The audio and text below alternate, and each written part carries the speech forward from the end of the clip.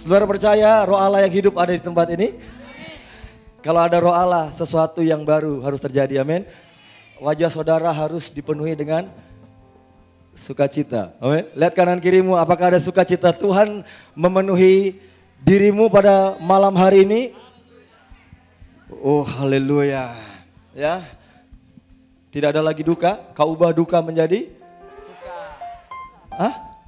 Suka ya, tadi saya dengar duka jadi ratapan, sama aja. Duka jadi tari-tarian, oke? Haleluya. Silakan duduk Bapak Ibu Saudara kasih Tuhan. Haleluya. Kita harus terus mengagungkan Tuhan dalam kehidupan kita, saudaraku. Kalau roh Tuhan hadir, roh Allah ada di tempat ini, jangan biarkan roh Allah itu berlalu dari hidup saudara.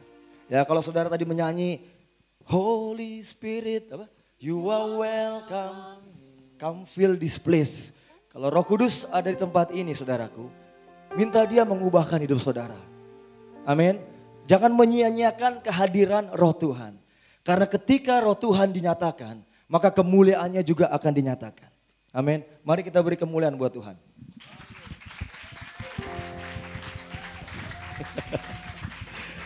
Oke. Thank you. Oke. Saudara mengerti apa itu kemuliaan Tuhan? Ya, kemuliaan Tuhan bukan hanya sekedar sesuatu yang kita rayakan dengan tadi mungkin yang saudara tepuk tangan gitu ya. Karena itu mungkin tidak ada bedanya ketika saudara menyaksikan pertandingan yang sangat seru atau menonton film yang sangat luar biasa, saudara bertepuk tangan. Kemuliaan Tuhan itu jauh nilainya lebih tinggi dari hal-hal yang dari dunia ini, saudaraku. Ya, kemuliaan Tuhan itu bicara mengenai kehadiran Tuhan. Katakan bersama dengan saya, kehadiran Tuhan. Amin. Kemuliaan Tuhan itu juga bicara mengenai Tuhan hadir dalam segala kemegahannya. Kalau kita percaya bahwa kemuliaan Tuhan ada di tempat ini, berarti ada kemegahan Tuhan. Amin. Mari kita beri kemuliaan buat Tuhan. Mungkin hanya beberapa orang yang dipenuhi oleh roh Tuhan pada malam hari ini. Tapi saya percaya semua orang di tempat ini merasakan ada kemuliaan Tuhan. Amin. Kita tidak hanya merasa-rasa, tapi kita tahu bahwa ada kemuliaan Tuhan, saudaraku. Ya, dan kalau ada kemuliaan Tuhan itu bicara juga mengenai ada kekudusan Tuhan. Makanya tadi saya bilang kalau roh Allah tinggal dalam diri kita. Roh Allah hadir memenuhi kita, dikatakan dia membebaskan hidup yang terbelenggu. Amin. Memulihkan hati mereka yang terluka. Jadi kalau ada sakit hati, ya ada yang terbelenggu, ada yang terlibat dengan kebiasaan-kebiasaan yang jorok, pornografi atau sebagainya, roh Allah itu harus membebaskan saudara malam hari ini. Amin ya. Ada orang yang punya kebiasaan, dia bilang, oh saya kebiasaannya nonton film-film yang tidak benar. Ya, saya suka lihat hal yang tidak benar, kebiasaan. Tapi malam hari ini harus ada pembebasan karena ada kemuliaan Tuhan. Dan Tuhan hadir dalam segala kemegahannya, amin. Serta mencelikan mata yang buta. Ketika saudara di jamaah Tuhan lalu, jadikan hidupku alatmu, dipenuhi urapan baru, menyatakan kebesaran kuasa-Mu. Saudara mau hidupnya dipakai oleh Tuhan? Yang mau angkat tangan. Ya. Saudara nggak mau pun, saudaraku, ketika saudara berkata bahwa aku adalah pengikut Tuhan, aku adalah murid Kristus, saudara akan dipakai oleh Tuhan untuk menyatakan kemuliaan Tuhan. Lewat hidup saudara, kemuliaan Tuhan akan dinyatakan, saudaraku. Bilang kanan kirimu, lewat hidupmu kemuliaan Tuhan dinyatakan. Amin, saudaraku. Ya, kekudusannya dinyatakan. Dan segala atribut tentang Tuhan akan dinyatakan dalam hidup kita. Allah kita adalah yang omnipotent. Saudara tahu apa itu? Allah yang maha kuasa. Ya, sifat Allah itu adalah dia maha kuasa. Dia adalah omnipresence, dia maha hadir, saudaraku. Saudara di tempat tersembunyi pun saudara melakukan hal-hal yang tidak baik, tidak benar, Tuhan hadir di situ, saudaraku. Dia omnipresence. Ketika kemuliaan Tuhan itu hadir, makanya Tuhan mau mengubahkan hidup saudara dan saya. Dan dikatakan dia juga omniscient, dia maha tahu. Dia tahu segala sesuatu yang saudara lakukan di tempat manapun, dimanapun saudara berada, dia tahu. Dan dia tidak pernah membiarkan saudara sendirian, dia hadir buat saudara, dia maha hadir. Kalau ada orang yang bilang saya sendirian, saya tidak ada teman, tidak ada siapa-siapa. Saya merasa hidup saya tidak berarti lagi. Saya kecewa. Tuhan Maha tahu. Dan Tuhan Maha hadir dalam hidup saudara. Kalau ada kemuliaan Tuhan, Tuhan akan menyatakan hidupnya dalam hidup saudara. Saudara mau jadi orang yang hidup saja atau hidup dalam kemuliaan Tuhan? Berarti Tuhan akan banyak mengubah kehidupan kita, saudaraku. Amin. Judul khotbah saya adalah menyatakan kemuliaan Tuhan. Apakah Tuhan pernah terlambat menolong hidup saudara? Wah, suaranya kecil, berarti pernah. Apakah Tuhan pernah terlambat menolong hidup saudara? Katakan bersama dengan saya, Tuhan tidak pernah terlambat menolong aku. Pertolongan Tuhan tepat pada waktunya. Amin. Saudara tepat berada di tempat ini. Amin, saudaraku. Kita selalu berkata seperti itu, Tuhan jangan terlambat menolong aku. Tuhan, aku percaya Engkau tepat pada waktunya menolong aku. Tapi ketika saudara datang ke gereja, saudara tidak tepat waktu. Ya, saudara terlambat. Tuhan juga bilang jangan terlambat anakku. Saudara mau Tuhan menolong saudara tidak terlambat, tapi saudara sering terlambat. Saudara terlambat berdoa, saudara terlambat baca firman, saudara bahkan tidak berdoa, tidak baca firman. Tapi saudara mengharapkan Tuhan jangan terlambat menolong aku.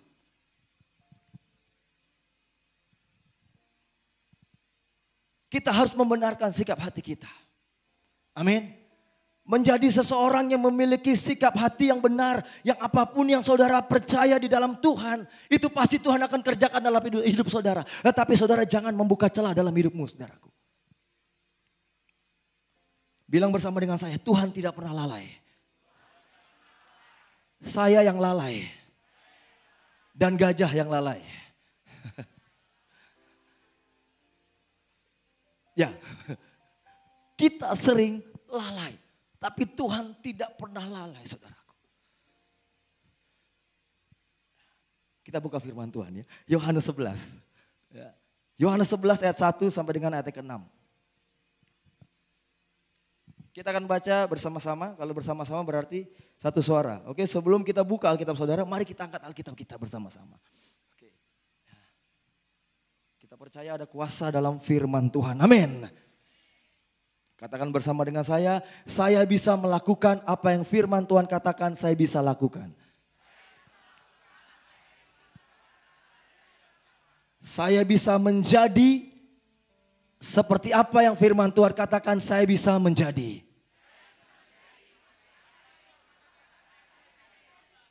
Dan saya bisa mendapatkan seperti apa yang firman Tuhan katakan saya bisa mendapatkan. Saya mempercayainya, saya menerimanya di dalam nama Yesus. Amin. Silakan duduk Bapak Ibu. Kita baca Yohanes 11 ayat 1 sampai 6. Mari sama-sama 1, 2, 3. Ada seorang yang sedang sakit, namanya Lazarus. Ia tinggal di Betania, kampung Maria dan adiknya Marta. Maria ialah perempuan yang pernah meminyaki kaki Tuhan dengan minyak mur dan menyekanya dengan rambutnya. Dan Lazarus yang sakit itu adalah saudaranya. Kedua perempuan itu mengirim kabar kepada Yesus. Tuhan, dia yang kau kasih sakit.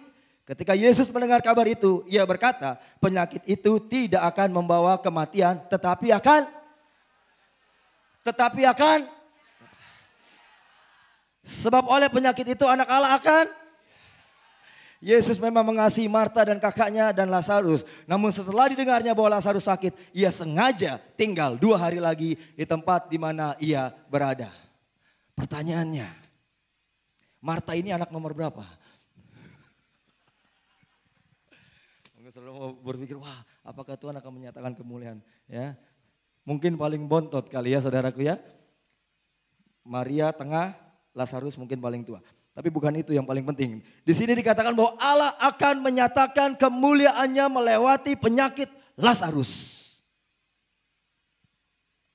Bisa dibayangkan gak? Saudara bisa berpikir gak? Bagaimana seseorang yang mengalami kondisi yang sakit. Tapi Tuhan mau menyatakan kemuliaannya. Tuhan mau menyatakan kehadirannya. Tuhan mau menyatakan kemegahannya di dalam orang yang mengalami sakit tersebut. Mungkin kita berpikir Saudara pasti sudah tahu ayat ini ya. Saya mau arahnya kemana saudara bisa baca ya. Saudara adalah orang-orang yang rohani yang bisa membaca juga ya saudara. Jadi kita berharap, Maria berharap bahwa Yesus akan datang dan menyembuhkan Lazarus. Kita melihat di sini satu keluarga, Maria, Marta dan Lazarus, dan mereka adalah orang-orang yang mengasihi Tuhan. Katakan bersama dengan saya, mengasihi Tuhan. Pertanyaannya, apakah saudara orang yang mengasihi Tuhan? Berarti saudara siap dipakai untuk menyatakan kemuliaan Tuhan. Amin. Bahkan Maria pernah meminyaki kaki Yesus dengan tadi minyak dan mur dan menyekanya dengan rambutnya. Seseorang yang sangat dekat dengan Tuhan. Dan mereka mengasihi Yesus dan Yesus mengasihi mereka. Dan sekali waktu dikatakan bahwa dia berkata bahwa Lazarus, Tuhan dia yang kau kasih itu sakit. Ketika mendengar kabar itu, ya, ini respon daripada Yesus yang sangat luar biasa. Ya.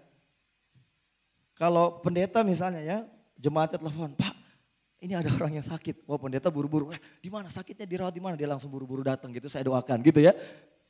Itu biasanya pelayanan rumah sakit gitu ya. Ya, saudara juga kalau ada kabar saudara yang sakit atau ada saudara-saudara yang sakit, saudara buru-buru datang pasti akan mencoba untuk datang menjenguk mereka atau melayani mereka.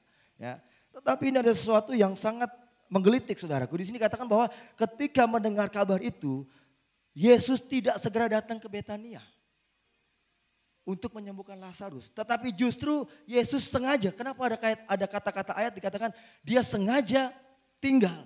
Betul gak ya? Sengaja tinggal 2 hari lagi di tempat di mana dia berada. Tapi Maria dan Marta pada waktu itu tahu nggak? Yesus sengaja tinggal. Gak tahu ya. Kalau kita berharap sesuatu dari Tuhan. Tuhan, penyakit aku sudah kronis. Dompetku sudah kronis Tuhan. Masalahku sudah kronis. Usiaku sudah kronis Tuhan gitu. Aku masih belum mendapatkan seseorang dalam hidupku. Berapa lama lagi aku menantikan? Tuhan sengaja belum kasih misalnya. Itu di luar dari pemikiran manusia saudaraku. Ini yang memang sesuatu yang luar biasa. Saudara, kita membayangkan ya, Tuhan itu maha tahu, betul? Tuhan itu maha hadir. Dan Tuhan maha kuasa. Jadi tidak ada tanpa sepengetahuan dia, tidak ada yang dia tidak bisa kendalikan, betul? Saya mengajak Bapak Ibu Saudara termasuk saya untuk sampai kepada poin ini. Bahwa dalam kehidupan kita Tuhan berdaulat sepenuhnya atas hidupmu. Bilang kanan kiri, Tuhan pemilik hidupmu. Amin gak? Yakin gak saudara? Oke, berarti harus kasih semuanya ke Tuhan, amin. Wah, makin dikit, oke. Tuhan sengaja tinggal 2 hari lagi dan itu kelihatannya menunda kesembuhan daripada Lazarus. Dan Marta tidak mengerti kenapa Tuhan menunda. Ada penundaan memang dalam kehidupan kita yang seringkali diizinkan terjadi. Tidak mudah untuk menerima penundaan, betul gak ya? Kita selalu mau jawabannya hari ini, sekarang. Kadang-kala Tuhan tidak menjawab doa kita secara langsung. Tetapi Tuhan menjawab menurut waktunya. Amin. Saudara mau waktu Tuhan atau mau waktu saudara? Waduh, waktu Tuhan yang terbaik. Nah, walau kadang gak mudah dimengerti. Pikiran betul ya? Lewati cobaan, ku tetap percaya, waktu Tuhan pasti yang terbaik. Amin. Mau waktu Tuhan? Kalau saudara mau percaya waktu Tuhan, saya pikir khotbah itu tidak usah terlalu susah untuk mendorong jemaat untuk percaya kepada Tuhan atau beriman, betul nggak? Ya, kita harus bisa memahami waktu Tuhan karena kemuliaan Tuhan itu harus dinyatakan dalam hidup kita. Mungkin orang sering berkata begini, makin dekat dengan Tuhan, makin mengasihi Tuhan, kok makin memberi, makin melayani, kok persoalannya makin banyak gitu ya. Mungkin kata-kata ini nggak terlalu asing buat kita. aduh kok, jangan dekat-dekat sama Tuhan. Karena kalau dekat-dekat sama Tuhan kayaknya masalahnya tambah besar. Mau saudara dekat dengan Yesus atau saudara tidak dekat dengan Yesus, persoalan itu akan tetap ada. Betul nggak saudaraku? Ya, sama orang dunia juga menghadapi persoalan masalah. Tapi saudara dikasih Tuhan, ketika kita dekat dengan Yesus, kita terus percaya dan punya iman itu kepada Yesus, maka dikatakan orang benar itu bisa jatuh tapi tidak akan tergeletak, saudaraku. Itu juga tujuan Tuhan. Kemuliaan Tuhan akan dinyatakan. Mungkin kita akan jatuh tapi Tuhan tidak akan membiarkan kita tergeletak. Tuhan itu punya cara yang ajaib untuk menyatakan kemuliaan yang besar dalam hidup umatnya, saudaraku. Kalau kita mau waktunya kita biasa-biasa saja. Tapi kalau kita mau waktunya Tuhan, pasti kemuliaan Tuhan akan dinyatakan. Kita adalah orang yang lemah, tetapi kalau kita ini lemah, kita ditempelkan kepada kekuatan yang lebih besar yaitu Tuhan, maka kita tidak akan dapat dipatahkan. Kita tidak akan dapat dikalahkan, saudaraku. Kadang-kadang seolah-olah Tuhan membiarkan yang terjadi dalam kehidupan kita seolah-olah Tuhan kayak nggak peduli ya. Tuhan kayaknya cuek gitu. Aduh, aku udah melayani, aku udah yang memberi yang luar biasa, melakukan yang terbaik buat Tuhan. Tapi kenapa persoalannya masih ada? Kenapa kelihatannya kondisi ini nggak berubah-berubah? Ada yang berdoa begitu lama tapi seolah-olah Tuhan tidak menjawab. Ya. Sehingga dia berpikir bahwa mungkin ini bukan dari Tuhan. Bisa saja Marta juga berpikir. Ya, ketika Yesus tidak datang langsung kepada Lazarus. Tuhan tidak mau menyembuhkan Lazarus. Wah, ini banyak sekali yang terjadi, saudara, orang Kristen. Mereka gugur imannya. Mereka tidak lagi beriman kepada Tuhan karena ketika mereka sungguh-sungguh. Tetapi mereka tidak melihat seperti apa yang mereka harapkan. Dengar pernyataan saya, seperti apa yang mereka harapkan.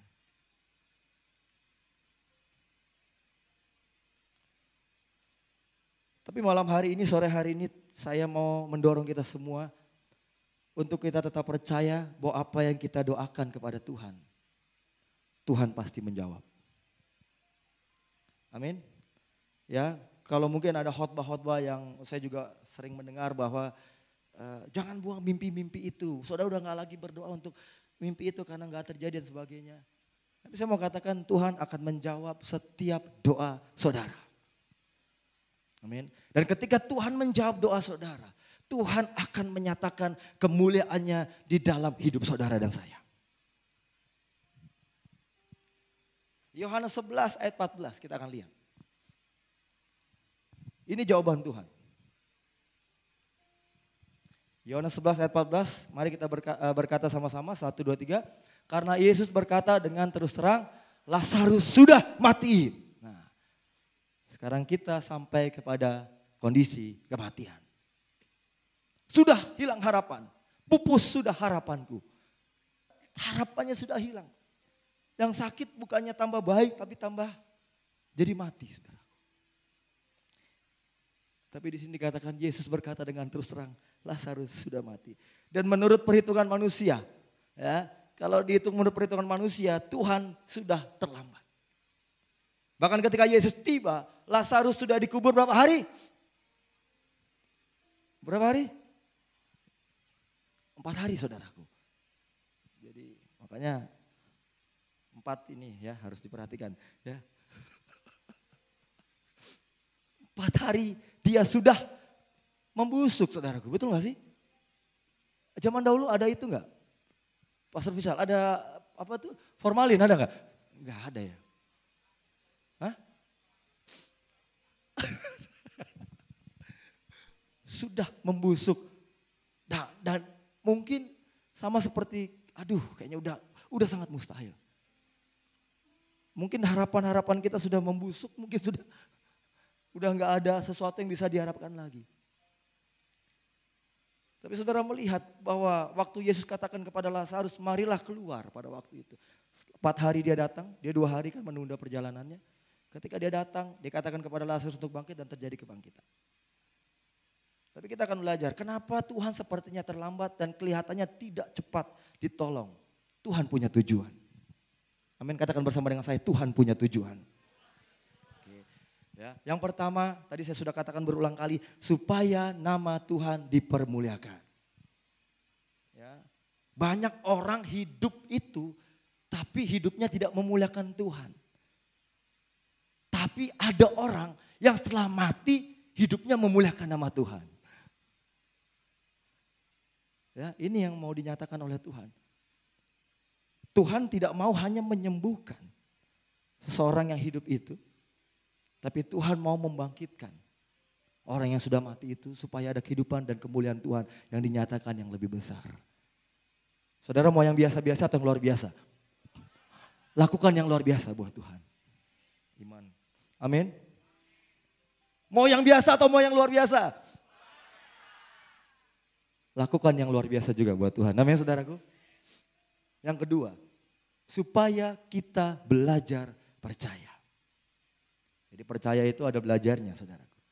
Dan yang ketiga, supaya karakter kita terbentuk dewasa. Katakan bersama dengan saya, dewasa. Ya. Yohanes 11 ayat 4. Ya, kita lihat kembali, kita kembali dulu. Yohanes 11 ayat 4 ini berkata, ketika Yesus mendengar kabar itu, ia berkata, penyakit itu tidak akan membawa kematian.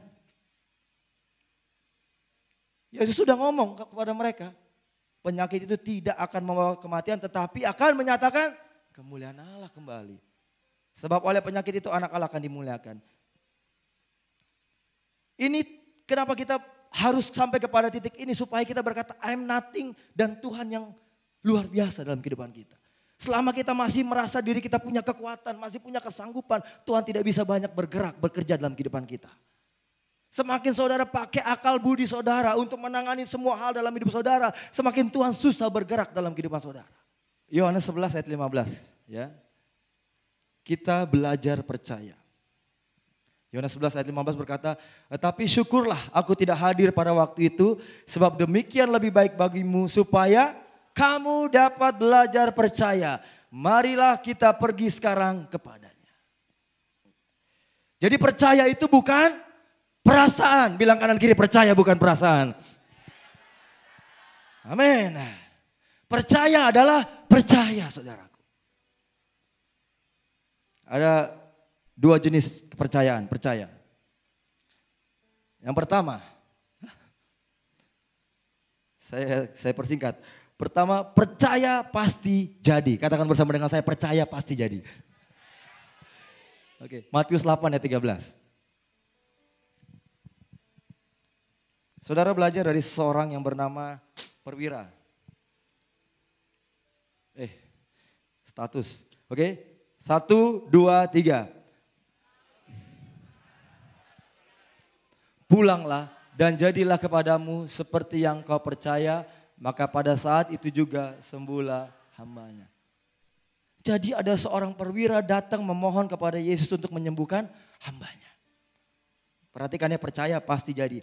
Tapi Yesus sudah mau, ini beda lagi nih konteksnya nih. Tapi Yesus sudah mau pergi untuk menyembuhkan hambanya itu. Baca keseluruhan kitab itu. Dia mau pergi menyembuhkan perwira hambanya itu yang sedang sakit, tetapi perwira itu menjawab, Tuhan, aku tidak layak menerima Tuhan di dalam rumahku. Yesus sendiri heran, ya. Yesus sendiri heran dengan perkataan iman seorang perwira ini, saudaraku. Dan dia berkata, pulang jadilah kepadamu seperti yang kamu percaya.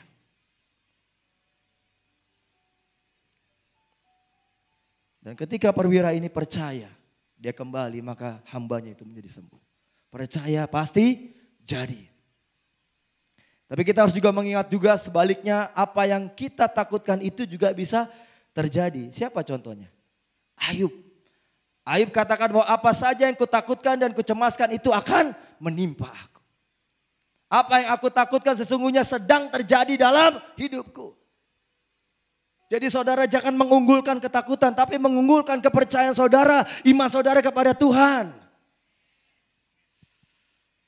Kita harus membuang rasa takut dan percaya kepada Tuhan.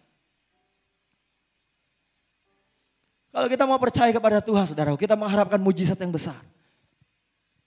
Kita juga harus melakukan apa yang besar juga buat Tuhan, betul gak ya? Tapi banyak orang tidak mau melakukannya. Orang sedikit sakit perut ya sudah dikatakan ya. Datang ke gereja aja gak mau, sakit perut. Terus dia berharap Tuhan melakukan sesuatu yang besar. Ini hal yang sederhana, saudara. Dia tidak percaya bahwa ketika dia berjalan menuju ke gereja, perutnya disembuhkan oleh Tuhan. Dia percaya di rumah akan sembuh perutku gitu saudara. Atau di dokter akan sembuh.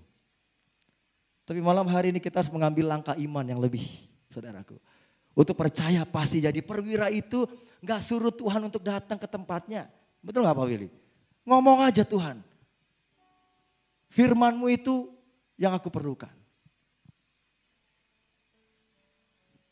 Gak ada ongkos pastor ke gereja gitu ya, suka jemaat gitu ya. Ya semua lah jemaat atau pemimpin siapapun itu ya. Bukan di sini saudaraku ya, mungkin di tempat lain ya. Gak ada ongkos. Terus gitu gak ada ongkos. Ya udah gak ke gereja, online aja gitu. Anak saya sakit, pastor gak bisa ke gereja. Terus gitu ya. Tapi Tuhan saudara mengharapkan Tuhan tidak terlambat menolong. Gimana saudara? Gimana kalau, ya udah oke ya. Saya berharap supaya jangan sampai terlambat itu justru datang dalam hidup saudara karena saudara yang membuat itu menjadi terlambat. Ngerti maksudnya saudaraku ya? Karena ketidakpercayaan saudara, karena ketidakyakinan saudara kepada Tuhan. Yang kedua, percaya seolah-olah sudah terima. Matius 17 ayat yang ke-20. Silakan buka. Percaya seolah-olah sudah terima, amin. Mari kita baca bersama-sama 1, 2, 3. Ia berkata kepada mereka, karena kamu kurang percaya, sebab aku berkata kepadamu, sesungguhnya sekiranya kamu mempunyai iman sebesar biji sesawi saja, kamu dapat berkata kepada gunung ini, pindah dari tempat ini ke sana, maka gunung ini akan pindah dan takkan ada yang mustahil bagimu. Di sini cuma dibilang kalau kamu percaya iman sebesar biji sesawi, ya memindahkan gunung, pindah dari sini ke sana, maka gunung itu akan pindah. Tapi ada tindakan yang harus kita lakukan. Percayalah kamu telah menerimanya maka itu akan diberikan kepadamu. Kekuatan percaya itu lebih dari hanya menghayal. Orang Kristen boleh pintar gak? Boleh jenius gak? Dan memang seharusnya boleh pintar dan jenius saudaraku. Amin ya. Dan jadi berkat. Tapi iman dan percaya tingkatannya harus lebih tinggi daripada kepintaran dan daripada kejeniusan. Ikut Tuhan itu harus lebih gila dari orang gila. Orang gila tuh cuma yang ada di perasaannya, pikirannya cuma ya itu aja, dia ngeliat kegilaannya aja, melakukan kegilaannya. Tapi kenapa anak Tuhan harus lebih gila dari orang gila? Dia melihat kepada apa yang Tuhan loh. Dia tidak melihat kepada dirinya. Dia percaya aja. Gitu ya. Saya masih melihat. Harusnya jangan dilihat tadi ya. Percaya aja dia melangkah. Jadi dibilang lebih gila dari orang gila. Dia tidak melihat apa yang dunia prediksi. Apa yang orang lain katakan. Tapi dia melihat apa yang firman Tuhan katakan. Itu luar biasa saudara. Kita perlu melakukan tindakan-tindakan yang seolah-olah Tuhan sudah memberikan apa yang kita minta. Ya. Waktu Daniel masuk ke dalam gua singa. Dia percaya dan bertindak bahwa Tuhan tidak pernah terlambat. Betul gak? Daniel masuk gua singa saudaraku. Masuk gak? Masuk. Jadi ketika dia masuk, dia percaya Tuhan tidak terlambat dan Tuhan akan menyatakan kemuliaannya. Jadi memang masalah itu tidak akan, saudara, saya gak mau menghadapi masalah ini, saya gak mau ketemu dengan dia lah, aduh gue gak bisa lah, besi menajamkan besi, tapi yang lain aja lah, jangan sama dia. Gitu. Tapi justru ketika saudara diperhadapkan dengan hal itu, saudara mau dibentuk, kemuliaan Tuhan bisa dinyatakan. Saudara percaya gak sih bahwa Daniel keluar dari gua singa hidup? Percaya gak? Atau itu hanya dongeng? Atau yang Pastor Debbie bilang yang minggu lalu ya, bahwa itu cerita tahayul? Bukan. Daniel keluar dari gua singa. Karena dia percaya dan dia tidak menyangkal Tuhannya. Kalau Tuhan belum menjawab doa saudara hari ini, jangan menyangkal Tuhan. Karakter kita harus dibentuk. Oke, terakhir ya. Yohanes 11, 20, 21. Saya bacakan saja. Ketika Marta mendengar bahwa Yesus datang, ia pergi mendapatkannya, tetapi Maria tinggal di rumah.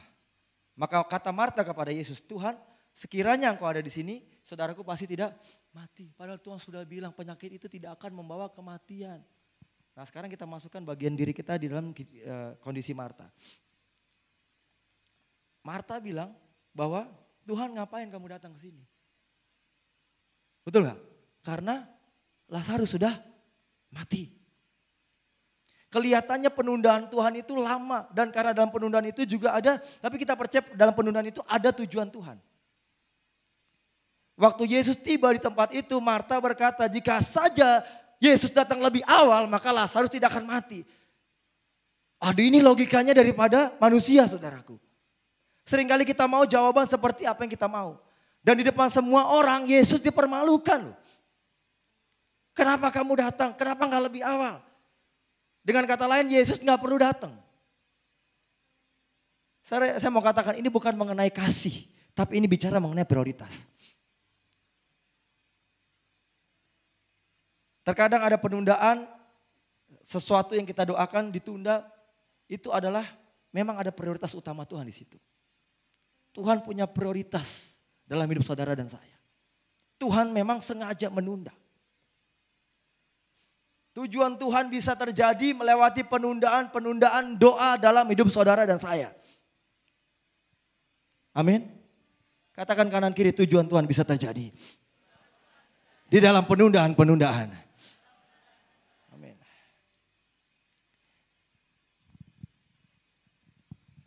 Yohanes 11, 32, 33. Setibanya Maria di tempat Yesus berada dan melihat dia, Maria sekarang responnya. Tersungkurlah ia depan kakinya dan berkata kepadanya, Tuhan, sekiranya engkau ada di sini, saudaraku pasti tidak mati. Sama Maria, tapi bedanya Maria tersungkur. Ketika Yesus melihat Maria menangis dan juga orang-orang Yahudi itu yang datang bersama-sama dengan dia, maka maskyulah hatinya, ia sangat terharu dan berkata. Berkata apa itu? Ayat 34. Di manakah dia kamu baringkan? Jawab mereka, Tuhan marilah dan lihatlah. Ya.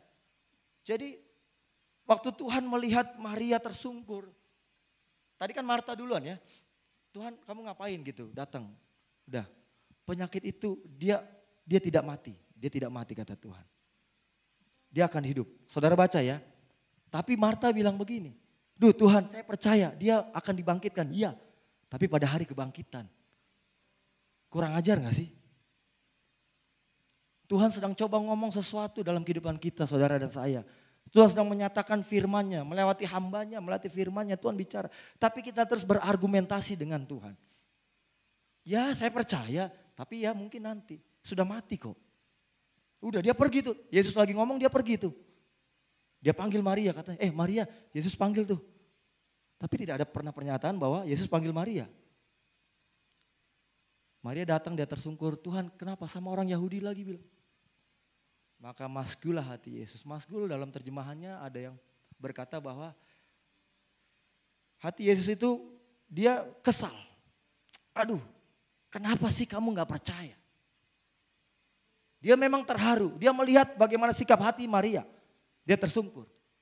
Tapi di situ juga Tuhan berkata, kenapa sayang banget kalian tidak percaya bahwa Lazarus tidak mati.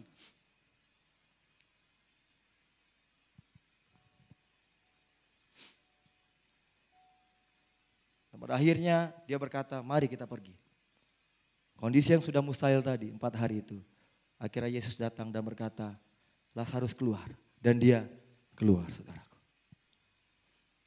Kita melihat bahwa penundaan terjadi supaya Tuhan bisa memenuhi semua tujuan dia. Dalam jawaban doa mungkin ada kondisi yang Tuhan mau. Kunci jawaban ini semua kita akan lihat dalam Yohanes 12, 18, ayat 19. Ini yang terakhir, saya janji terakhir. Yohanes 12, 18, 1, 2, 3. Sebab itu orang banyak pergi menyongsong dia. Karena mereka mendengar bahwa ia yang membuat mujizat itu. Ayat 19. Maka kata orang Farisi itu seorang kepada yang lain. Kamu lihat sendiri bahwa kamu sama sekali tidak berhasil. Lihatlah seluruh dunia datang dan mengikuti dia. Melalui kebangkitan Lazarus nama Yesus lebih dimuliakan. Seperti Musa dan Firaun. Firaun janji melepaskan tetapi tidak dilepaskan. Betul gak ya? Firaun tidak melepaskan. Justru malah pada waktu itu ada tulah-tulah yang terjadi. Janji itu bisa digenapi karena Tuhan sudah bicara. Kalau Tuhan sudah bicara dalam hidup saudara, Tuhan sudah berjanji, itu pasti digenapi saudaraku. Tapi saudara perlu percaya, saudara perlu iman. Kita lihat bagaimana Tuhan menyatakan kemuliaannya, betul gak? kemuliaan yang besar Tuhan mau nyatakan bukan kemuliaan diri kita. Bukan kepada bagaimana kita berpikir, bagaimana kita bertindak dengan cara kita. Tetapi biarkan Tuhan yang bekerja dalam hidup saudara dan saya. Amin. Kemuliaan yang lebih besar Tuhan mau lakukan. Makanya kalau kita bilang kita memberikan kemuliaan bagi Tuhan, kita menyadari bahwa ada kebesaran Tuhan, ada kemegahan Tuhan. Ada Tuhan yang maha hadir, betul? Ada Tuhan yang maha tahu dan ada Tuhan yang maha kuasa.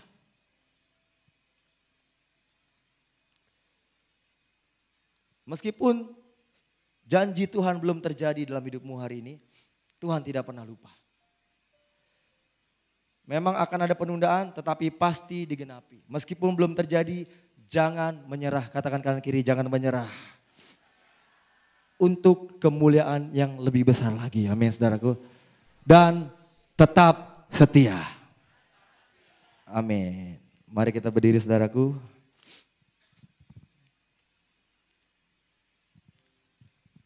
Jadi Tuhan akan menyatakan kemuliaannya dalam hidup saudara. Ya. Tapi ingat saudara dan saya jangan lalai. Jangan lalai melakukan pekerjaan Tuhan. Balik lagi saudaraku. Lagu itu tuh Tuhan pasti sanggup.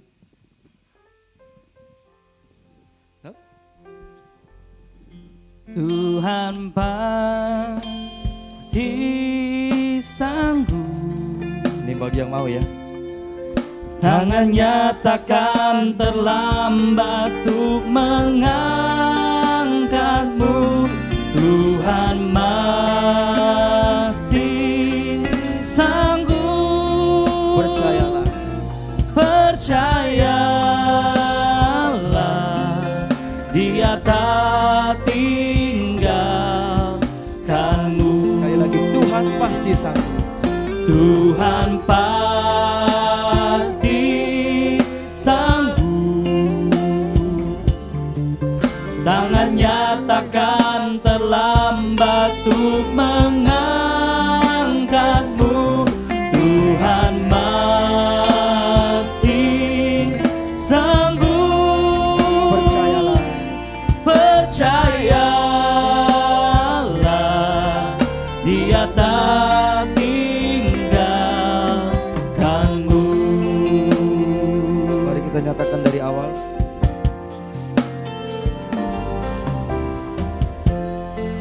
Kuatkanlah hatimu, Melewati semua persoalan. lewati setiap persoalan. Tuhan Yesus selalu menopangmu. Jangan berhenti berharap. Jangan berhenti harap padanya. Sekali lagi kuatkanlah hatimu.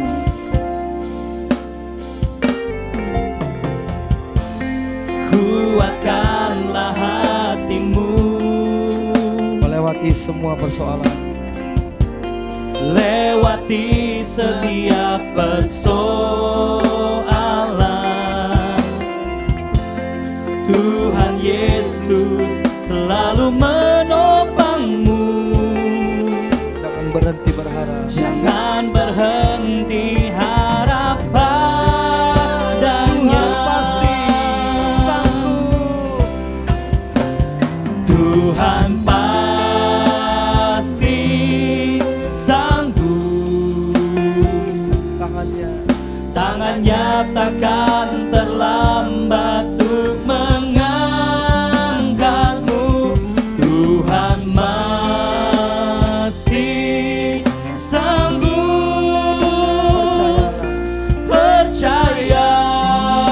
Percayalah, Dia tak tinggalkanmu.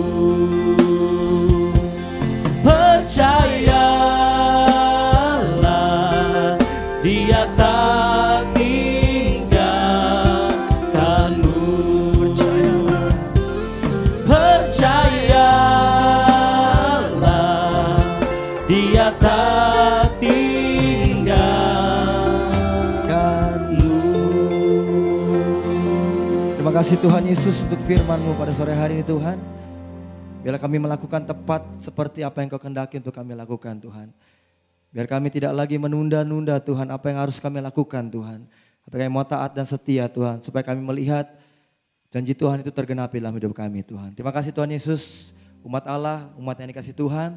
Pulanglah dari tempat ini dengan membawa berkat-berkat daripada Allah Bapa, cinta kasih daripada Tuhan Yesus, dan persekutuan dengan Roh Kudus, penyertaannya selalu menyertai hidupmu dari hari ini sampai selama-lamanya. Maranatha, Tuhan Yesus datang kembali. Keluar masukmu diberkati oleh Tuhan, yang dikerjakan tanganmu dibuat Tuhan berhasil. Terima berkat Tuhan dengan ucapan syukur. Di dalam nama Yesus yang berdoa, yang percaya katakan amin. Kita akan tutup dengan kiranya Engkau memberkati aku berlimpah-limpah dan memperluas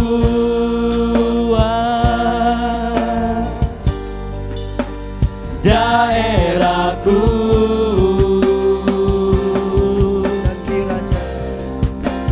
Dan kiranya tanganmu menyertai aku dan melindungi aku daripada malapetaka, sehingga kesakitan tidak menimpa aku. Tuhan mendengarkan dan menjawab doaku.